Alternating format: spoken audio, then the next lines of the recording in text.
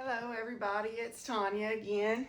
Today we're going to talk about days of our lives sin cycle. And so I just taught a lesson on that I think last week. And so I'm going to talk to you first. It's going to be a positive note. So all right, all of my Southerners, raise your hand if you were brought up with mothers and grandmothers that watched the soap opera Days of Our Lives. Remember the John and Marlena love story and how Marlena become possessed by the evil spirit and then Stefano was always the villain? We as the audience could see what was coming next because they were caught up in a sin cycle.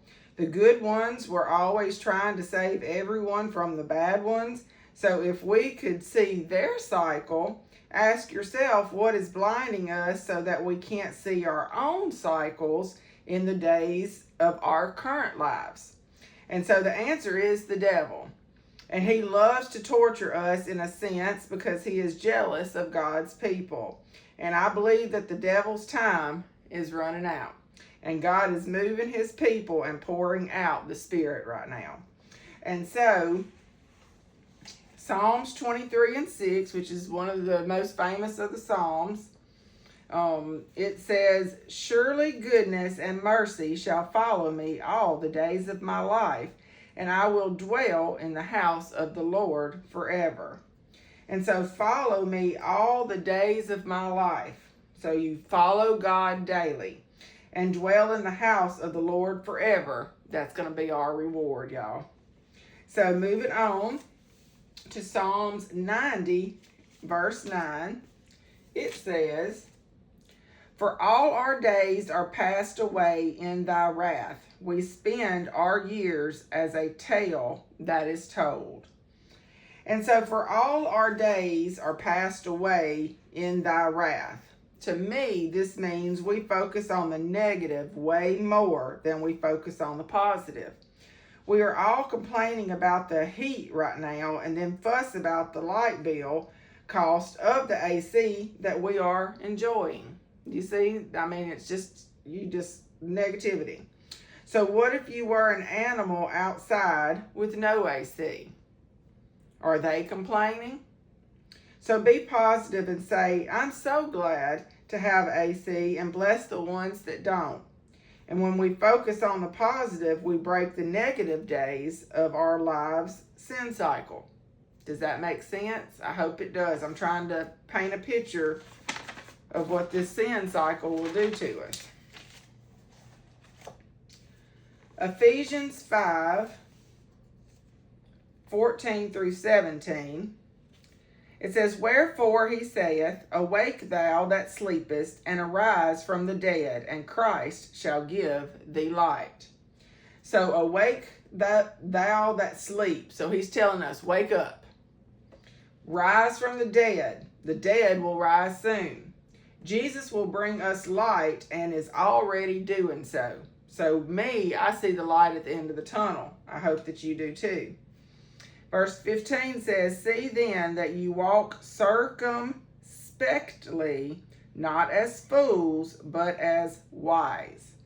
So walk circumspectly is an adverb that means acting with care, caution, and take a close look at all possible risk or results before you move or speak. So not as fools, we learn God's words and we gain his knowledge. Verse 16 is redeeming the time because the days are evil. And so redeem the time that's been lost. The days are evil now, y'all. And so I'm telling you, it's just so bad. "Wherefore be ye not unwise, but understanding what the will of the Lord is." So understand God's will and what he has a purpose in your life. And he has the best interest at heart. Our sin cycle should show us because, like Alicia says, we are on a hamster wheel and we can't get off of it, but the scenery might change a little bit. But once we figure out the sin cycle that the devil has us in, we overcome it. You beat the devil with God's help. And another way to look at these scriptures from an overview is make the most out of your time. I believe we're living in the end times. Y'all know that. That's what I talk on all the time. And I believe God's waking us up and trying to break all these cycles that we're in to where we can focus on Him and learn what's coming. The last set of scriptures is Ecclesiastes 9, verses 7 through 10. It says, "Go thy way, eat thy bread with joy, and drink thy wine with a merry heart, for God now accepteth thy works." And so once you figure out your sin cycle and you break it, you break the days of our lives sin cycle. And God then accepts your work and you work towards salvation. "Let thy garments be always white, and let thy head lack no ointment." So he says, keep yourself pure, which is what white means, and stay anointed. So you've got to stay on fire and don't burn out. You can't get lukewarm, because remember in Revelations it says it's going to spit you out. I believe it's Revelations. I might have misspoke, but that's what I think it is. Don't go cold again, which is a cycle. So don't get in that sin cycle I taught the other day, where you find God, you do what you're supposed to do, and then you lose track of it, and then you go back into sin, and then He has to save you again. He's telling you, don't go cold again. Don't go back into that cycle. Verse 9 says, "Live joyfully in the wife whom thou lovest all the days of the life of thy vanity, which He hath given thee under the sun, all the days of thy vanity, for that is thy portion in this life, and in thy labor which thou takest under the sun." And so live joyfully all the days of your lives which are under the sun.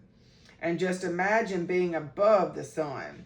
Don't you know it's a lot cooler up there than here right now? And so where's your end goal? Where do you want to get to? "Whatsoever thy hand findeth to do, do it with thy might, for there is no work, nor device, nor knowledge, nor wisdom in the grave, whither thou goest." And so he's telling you to work hard and do it with might. Do it right the first time and take pride in your work for the Lord. He's basically telling you you've got to be alive, awake, working, towards that end goal of being with Him. I think he's also saying in the grave means if you're dead, like your spirit's dead and you're not praising Him while you're here. That's also what that means. But when you take pride in your work for the Lord is God's will. When you let Him lead you. Nothing in the grave. I wrote down, are you alive with Christ or dead with the devil? And so that scripture tells you a whole lot right there. Multiple ways to look at it. And so don't watch Days of Our Lives, the soap opera. Watch your own soap opera called The Days of Your Life with God first. And so when you do that, you break that cycle of the days of our lives, sin cycle. I really enjoyed this one. It was a fun one because I got to reminisce, thinking about the days with Granny and Pawpaw, watching Days of Our Lives, but looking at it from a point of view now that God, pointed out to me, they were just in a recycling cycle. We always knew what was going to happen because, Stefano was always trying to do something evil and the good had to overcome it. So Stefano, in a way, is the devil. You can look at it like that too. But just break that cycle, put God first, and let's move forward because, like I said, I believe that we're in those end times and He's just going to come and get us in a twinkling of an eye. And I'm ready. I hope y'all are ready. As always, I enjoyed this. I love you, and I'll see you tomorrow. And have a God bless afternoon. Bye-bye.